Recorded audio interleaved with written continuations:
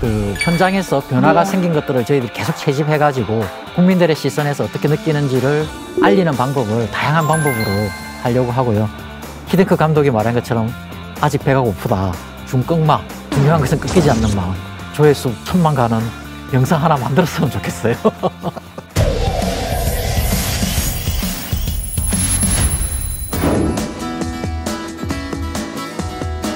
먼저 1027건의 숫자에 대해서 조금 말씀드릴 건데, 이거는 정부가 하겠다고 발표한 게 아니라 실제로 규정을 개선해가지고 지금 이행되는 과제들만 모은 게 1027건입니다. 이게 1년 동안 한 거기 때문에 나누면 하루에 3건씩 규제를 개선해왔다고 할 수 있으니까 적은 숫자가 아니죠. 이렇게 할 수 있었던 가장 큰 이유는 저는 절박감이라고 생각합니다. 우리 경제가 어렵고 이 경제에 활력을 주고 성장률을 높이기 위해서는 규제 완화가 가장 유효한 방법이다. 기존에 하던 대로 하면은 같은 결과가 나오기가 쉽기 때문에 이번 정부 들어와서 새로운 시스템 또 추가를 했습니다. 4가지인데요. 하나는 규제혁신-전략회의, 부처별 규제혁신 TF, 그 다음에 규제혁신 추진단, 규제심판제. 이 4가지가 새롭게 추가된 규제혁신 체계입니다. 규제혁신-전략회의는 대통령이나 총리가 주재를 하는 회의체입니다. 앞으로 5년 동안 계속 해나갈 겁니다. 이 5년 동안 계속 할 수 있다는 것은 각 부처에서 꽤 괜찮은 규제 개선 방안을 계속 만들어낸다는 뜻이기 때문에 중요합니다. 두 번째, 부처별 규제혁신 TF는 권한과 책임을 가진 부처가 자발적으로 개선을 추진해야 바뀔 수 있기 때문이고요. 세 번째, 규제혁신 추진단은 전례가 없는 조직인데 상근하면서 이 문제에 천착하고 개선 방안을 찾아서 민간의 의견을 듣고 전문가의 의견을 듣고 개선 방안을 만들어가지고 부처랑 협의하고 이렇게 하는 조직이 필요합니다. 네 번째는 규제심판제인데요. 여러 경제단체나 국민들이 이 규제 불편하다고 불합리하다고 개선을 건의를 했는데 부처에서 이런저런 사정으로 수용 불가 판정을 내린 것 대상으로 합니다. 샌드박스는 기존 규제 체계에서는 못하는데 놀이터에서 모래박스 가지고 놀듯이 마음껏 해보라는 뜻의 샌드박스라는 제도를 도입했고요. 구역이나 기간을 정해서 거기는 규제 없이 사업을 해보시라. 기한을 다 안 채우더라도 제도를 개선을 해준다든지 이런 식으로 계속 제도를 발전시키면서 샌드박스를 운영하고 있습니다. 일상생활과 관련된 불편들도 저희들 관심을 가지고 개선하고 있는데 가스가 떨어지면 들어가야 되는데 선박에 가져갈 수 있도록 바꿨고 얼마 전에 경제단체에 계신 한 분이 저한테 출장 갔다가 돌아오는데 굉장히 편해졌더라. 휴대 물품 신고서를 작성 안 하도록 하고 그 안내문도 붙어 있더라. 이런 규제 완화 참 잘한 거다라고 하시더라고요. 여행자 휴대폰 신고서 작성 폐지 기대 효과와 필요성을 검토하여서 그래서 이제 법령을 개정해서 제도를 시행하는 업무를 담당을 했습니다. 모바일로 여행자 휴대폰을 신고하고 납부하게 되면서 이를 수납하는 이제 현장 세관 인력이 절감되는 효과가 있을 예정인데요. 그 인력을 위험물품 통제에 위험물품을 적발할 수 있는 업무에 투입을 하면 관세 국경 관리에도 소홀함이 없을 것이라고 저희가 판단했습니다. 2가지 소개해드리고 싶은데요. 하나는 배달 로봇입니다. 로봇이 이제 배달을 가야 되는데 우리나라 지금 법으로는 할 수가 없는 거예요. 배달 로봇은 만들어져 있는데 일단은 배달 로봇이니까 차마로 되거든요. 로봇이. 법을 바꾸려다 보니까 이게 또 관계법들이 또 있는 거예요. 그래서 도로교통법, 진흥형 로봇법, 개인정보보호법 이 3가지 법이 다 같이 개정이 돼야 이게 시행이 될 수 있는 겁니다. 근데 여기 최근에 2, 3, 4월 달에 3가지 법이 다 국회에서 처리가 됐습니다.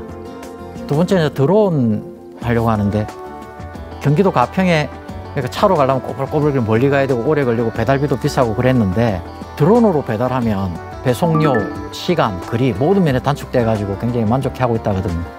드론 배달점 322점과 비행 항로 등 공공 인프라를 구축을 해왔습니다. 그걸 구축한 기반을 가지고 주소 기반 드론 배송 실증을 추진해 왔습니다. 어느 기업이나 개인이 사용하고자 할 때 저희들이 이제 그 위치나 자료를 제공을 하고 그런 이제 사물 주소라고 해서 하늘길도 그다음에 드론 배달에 관한 사항도 그렇게 기준점을 가지고 고가 인프라로 활용을 할 수 있다. 장기 미해결 이 말은 오랫동안 안 된 이유가 있는 어려운 과제일 텐데요.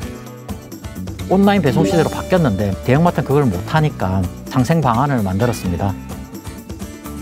불편하다고 해도 잘 안 바뀌었던 건데요. 이번에 이걸 크게 바꿨습니다.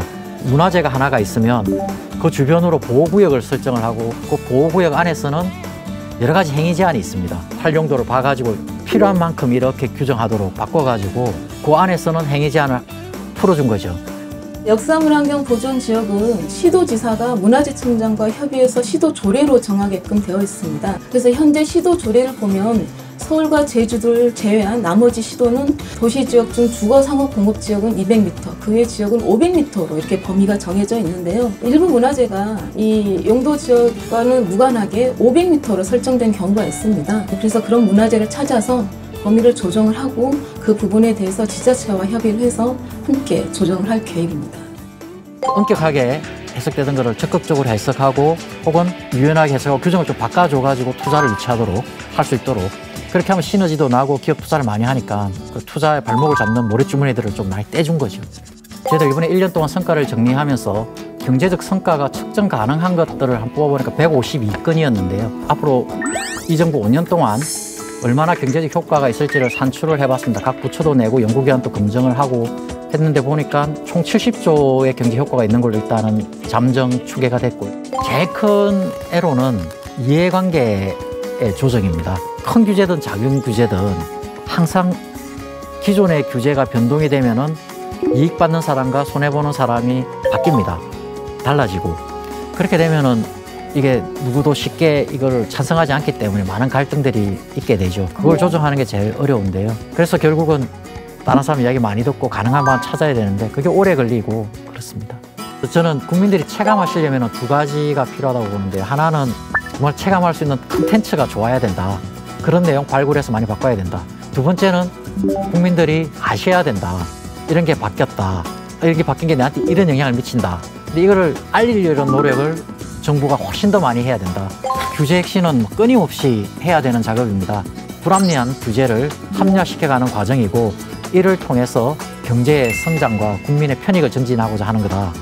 하지만 그 중간중간에 수많은 다른 모양의 이유들이 있기 때문에 이게 조정해가는 과정은 지난한 과정이고 규제 혁신은 한 번에 해야 되는 게 아니고 끊임없이 계속해서 관계자들과 정부가 추구해야 조금씩 나아지는 오래 걸리는 과정이다. 이렇게 말씀드리고 싶습니다.